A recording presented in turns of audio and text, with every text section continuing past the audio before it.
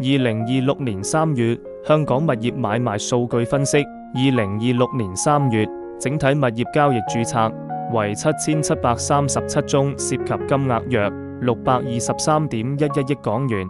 3月份的物業買賣註冊數據按月減少187宗，2.4%，以金額計算則增加約1.65億港元，0.3%。截至2026年3月，今年第一季共錄得23,292宗物業交易註冊，涉及金額約1817.06億港元，註冊宗數和涉及金額相較去年同期大幅度增加7386宗，46.4%，及約710.38億港元，64.2%。最新樓價指數已連續上升9個月。香港差餉物業估價署最新公布2026年2月二手私人住宅物業售價指數為307.6，較1月份的302.8按月上升1.59%，較2025年2月份的285.6則上升7.7%。按2026年3月份的註冊數據估計，